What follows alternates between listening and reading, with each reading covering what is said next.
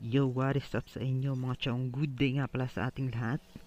So, kumusta kayo? Welcome back sa aking YouTube channel, no? So, sa ngayon mag-unbox tayo nitong gulong na nabili natin online. Yan, binubuksan ko lang agad yan mga chong. So, nakabili nga pala tayo yan kasi nakapag-ipon tayo galing sa nakadiskarte natin mga chong. Tumulong tayo sa pagkukopra. Naghahakot tayo ng mga nyog. Tapos pag nabayaran na tayo, ayun, iniipon natin. Kaya nakabili ako ng ganyan mga chong. So ang brand nga pala na ng gulong na nabili natin is Forward. So nabili ko nga lang pala siya sa halagang 1,800 plus. Ganun lang. Medyo mura lang no mga chong. Di ko alam kung magandang quality pero goods na rin siguro. So dual nga pala yan no. Yung medyo malapad sa likod, tsaka yung isa sa harap naman. Ayan, tagal ko nga palang buksan dyan ng mga chong. Tsaka may libre na nga pala yan no. Merong libreng pito, tsaka libreng sealant. Yan. Yan yung sealant mga chong.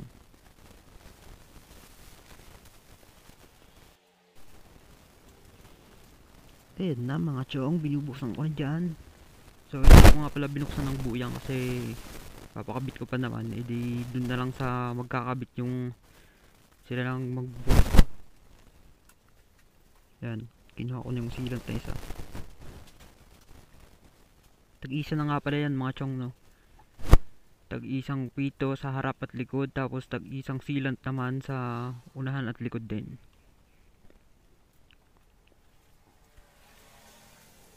Yun. Unboxing yan mga chong. Sulit yung pagod. Sulit na sulit yung pagod sa paghahakot ng mga nyog. Tsaka napakabit ko na nga pala dyan no.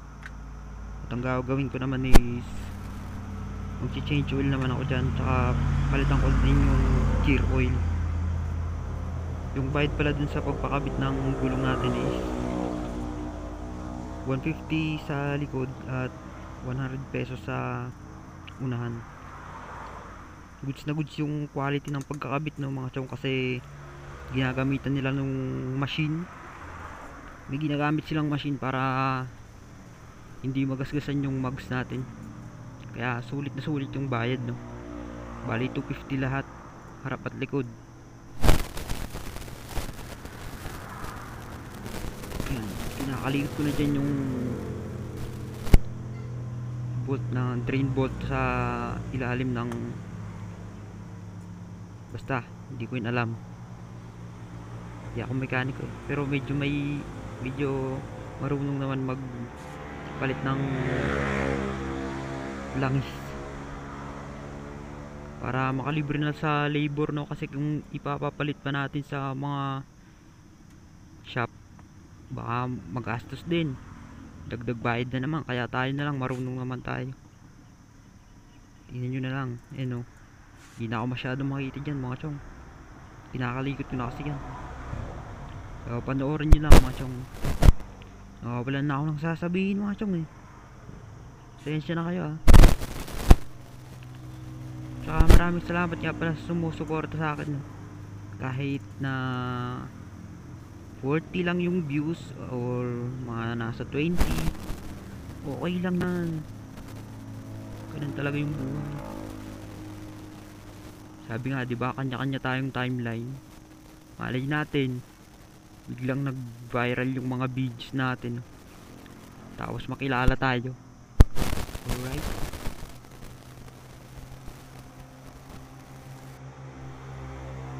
Yun, ang tagal ko nga palang patuluin yan, no? Talagang sisimot ko talaga yan, chong. Bago ko palitan. Nakatakbo nga pala tong motor na to ng nasa 2,700 kilometers bago ko pinapalitan. Minsan na pag nasa 2K na, pinapalitan ko na ng langis. Yan, pinapatulo ko na dyan yung sa gear oil.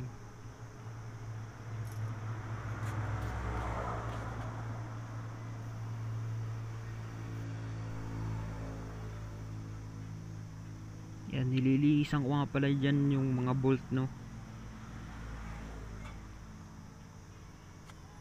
bago ko sila ibalik, para naman malinis, no, pagbalik. Pinupunasan ko yan mga chong. Nga pala mga chong, pag yung ano pala natin, yung sa drain bolt sa gear oil is naputol, no, dahil sa katangahan ko. Nagmagaling eh, hinigpitan ko masyado, tapos ayun, biglang naputol sa loob yung kalahati. Kaya yung ginagamit ko ngayon is ano na lang, DIY na lang. Nilagyan na lang ng ano, parang washer ba yun, parang may goma siya. Ganun na lang yung nilagay ko para hindi siya tumulo. Di pa kasi ako nakakabili ng ano, bolt para sa gear oil. Meron dun sa online, nasa 400 plus, ay hindi, nasa 100 siguro, 100 plus, pa 200 na din. So pag iipunan natin yun mga chong, no, laging niyang pinag-iipunan, no, kasi alam niya, dapat tayong sinasahod. Sana lang mag viral yung videos natin, at saka may sumuporta sa atin, no. Balang araw darating din yan mga chong, susuportahan tayo at makikilala. Saka din tayo makikilala ng mga taga dito sa atin, no? Kasi nga pag ganito, nakukunti yung sumusuporta sa atin, hindi tayo nakikilala. Pero kailangan natin patuloy mga chong.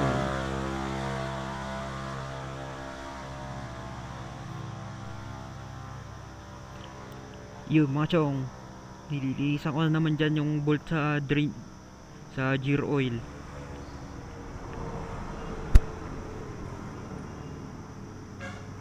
Yun, natulo na silang lahat, tumulo na yung langis na dati, kaya ibabalik ko na yan.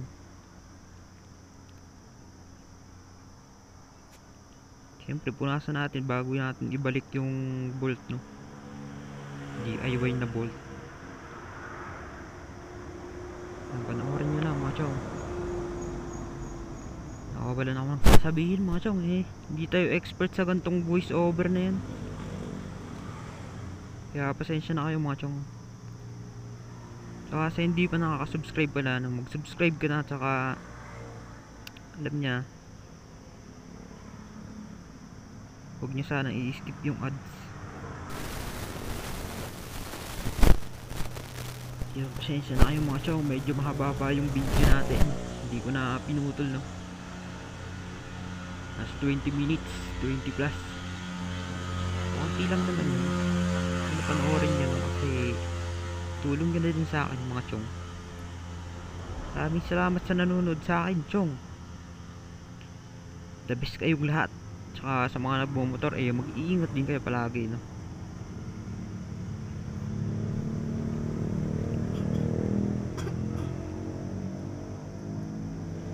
Panoorin nyo lang mga chong, mabilis lang yan.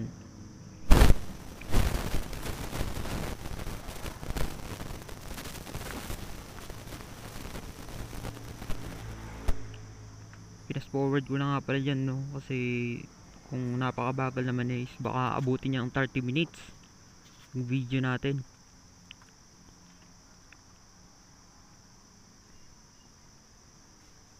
Yun, binabalik ko naman nga pala dyan yung sa engine, bolt ng engine mga chong.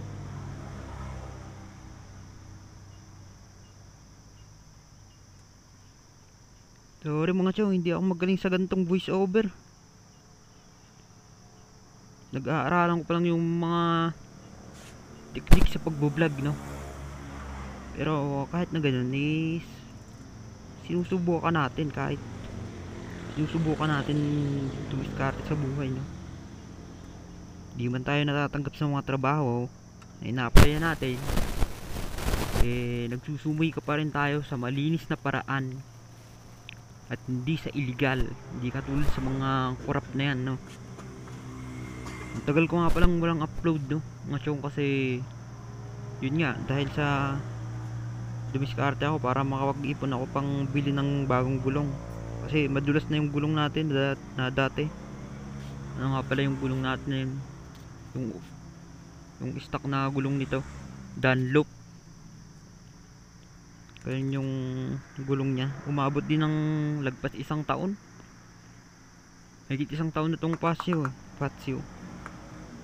yan, nililinisan ko nga pala dyan yung imbudo para naman maayos yung langis ng pagkalagay, hindi madumi. Yan, hinigitan ko na nga pala dyan, ay tinatanggal ko na nga pala dyan yung ano, sa effect sa paglagay sa gear oil.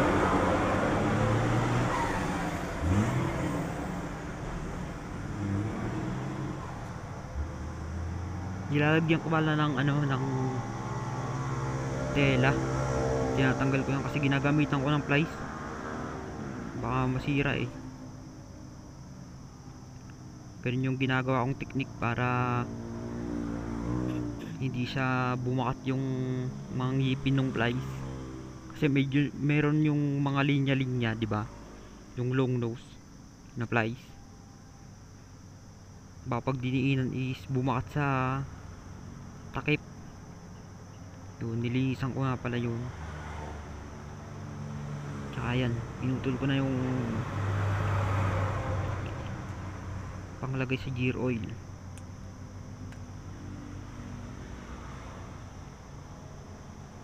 Ayan na mga chong, nilagay ko na nga pala yung gear oil natin mga chong.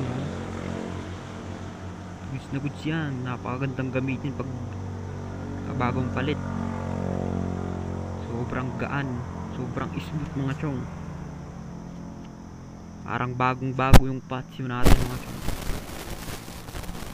Tinanggalan ko ulit.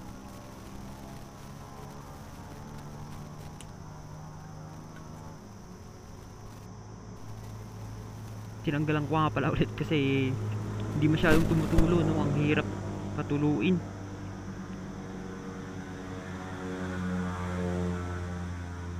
Na, malapit na ako matapos dyan maglagay ng gear oil. Tapos biglang pagtingin ko kinagabihan is mayroong tumatagas dyan. Siyempre DIY lang yung bolt na ginamit natin kasi wala pa tayong pambili.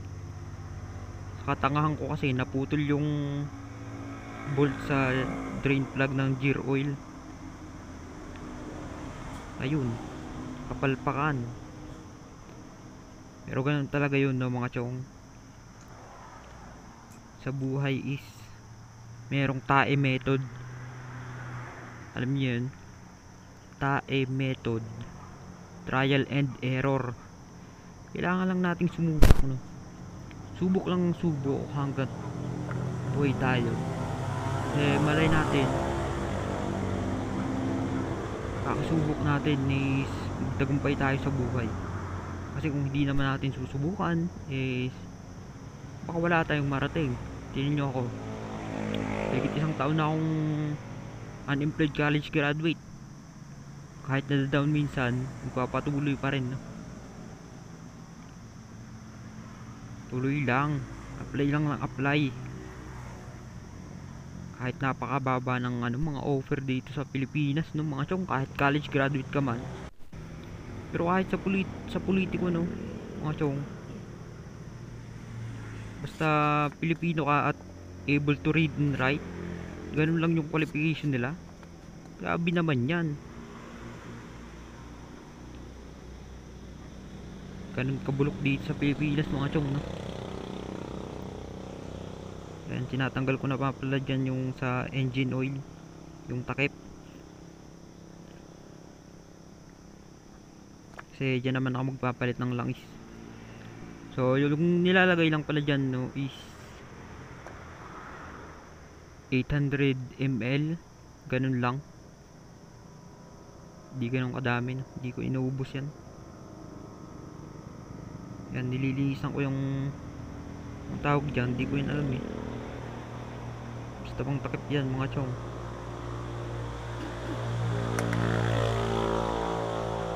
Yan, tinatakpak pa yung ano, tinatakpak pa yung imbudo. Grabing lupit ko mga chong. Bida na magmekaniko pag matuto.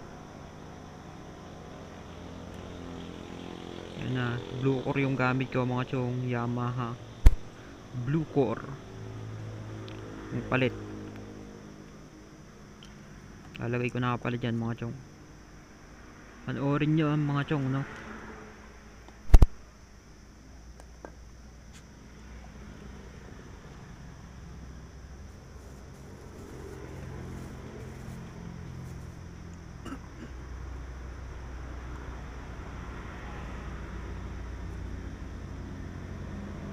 Ngayon na, napakatagal ko talaga magpalit mga chong. Siyempre dahan-dahan lang, baka mamaya may masira na naman.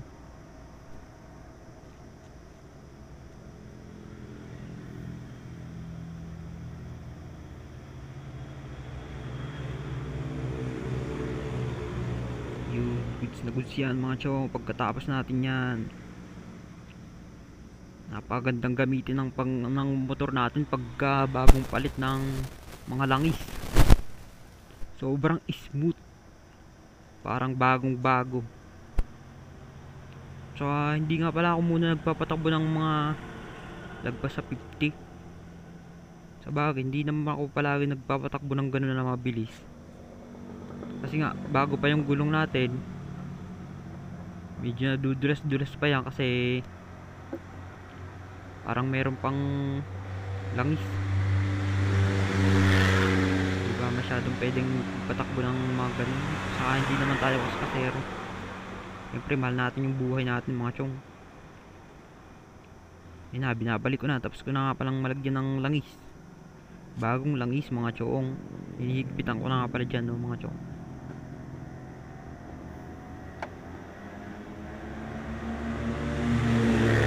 Tapos ko na yan. Pagkatapos ko nyan is yan, inayos ko lang yung mga gamit, niligpit. Siyempre ganun dapat, malinis tayo ng mga ginamit natin. Kailangan natin ibalik. Di yung pagkatapos mong gamitin is ikakalat mo na dyan. Yan, tapo natin sa maayos na yan, sa maayos na basurahan mga chong. Habang lasing yung nag-boost over mga chong. Mukha lang no, nag-boost lang pero di tayo naglalasing, wala tayong bisyo. Kasi kung gagamitin mo pa yung pera pang bisyo, eh di wala na. Sayang lang yung pera dyan no mga chong. Yan, tapos ko na nga pala dyan mapalitan lang mga langis. Kaya chinik ko lang. At tinesting ko yan nga pala no. Ina-under ko saglit. Sobrang angas ng patsyo natin mga chong oh. Pin-under ko ang saglit. Tapos nireset ko yung trip meter. Nireset ko para simula na naman sa 0 yung trip meter nya no. I-reset ko nga pala dyan para namumonitor natin kung ilan na yung tinakbo natin. Tapos pag naka 2k kilometers na, 2k plus, edi magpapalit na naman tayo ng langis. Yan, hinanap ko yung trip meter dyan mga chong. Yan, battery, odometer, trip meter. Yan, 2.8 pala yung tinakbo. Yan, na-reset ko na 0.0. Sisimulan na naman yan mga chong. Yan, naka-reset na oh. Yung battery na, ay yung battery, I mean yung gasolina natin oh. 3 litro lang. Wala tayong pupuntang eh. Okay na. Testing ko nga pala dyan mga chong. Ilalabas ko na sa lungga ng ating Fatio. Si Bonifacio. Quality yan mga chong. Napakaangas gamit ng Fatio. Kaso matagtag nga lang pag stock yung front shock. Yung iba na nakikita ko na naka-Fatio, pinapalitan nila yun eh. Or pinapa-repack. Hindi ko alam kung anong ginagawa dun. Gusto ko din ipaayos yung front shock nito para hindi masyadong matagtag. Kaya sobrang hirap labas dun mga chong. Kasi maliit lang yung mga ano namin dito sa bahay. Maliit lang yung daanan. Natira lang kami sa gilid ng highway mga chong. Baka ano pa, mag-widening no mga chong. Kaya sumika tayo dito sa pag-YouTube natin para ibili tayo ng iba na maayos no? Hindi tapat ng highway. So, napakahirap pag nasa gilid ng highway mga chong. Baka maabot tayo ng widening na yan. Puro widening, puro mga crocodiles lang yung nakikinabang.